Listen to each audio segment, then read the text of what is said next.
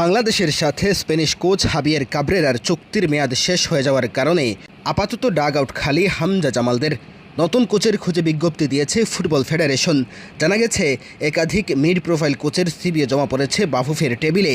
এমনকি পুনরায় কোচের দায়িত্ব নিতে সিভি জমা দিয়েছেন হাবিয়ের কাব্রেরা নিজে।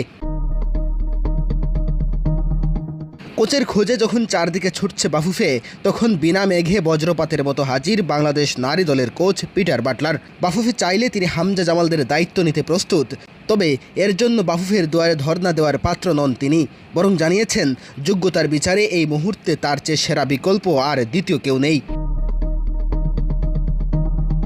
সম্প্রতি একটি সংবাদ মাধ্যমকে দেওয়া সাক্ষাৎকারে বাটলার রীতিমতো মিসাইল ছুড়েছেন। $1 মিলিয়ন দিয়ে বাফুফে যখন মধ্যম সারির কোচদের পেছনে ছুটছে, তখন তিনি চোখে আঙ্গুল দিয়ে দেখিয়ে দিয়েছেন নিজেদের ঘরেই পড়ে থাকা খাঁটি হিরোকে। তিনি প্রশ্ন ছুড়ে দিয়েছেন ফুটবল কাঠামোর ওপর। গত 3 বছরে কেন দেশের পাইপলাইন থেকে একজন ফুটবলারও উঠে আসেনি? প্রতিকূল পরিবেশ আর সুযোগ সুবিধা না থাকার পরও বাংলাদেশ নারী ফুটবল দলকে অনন্য উচ্চতায় নিয়ে যাওয়া এই কোচ মনে করেন বাংলাদেশ পুরুষ দলকে চাঙ্গা করার ম্যাজিক স্ট্রিক রয়েছে তার হাতেই।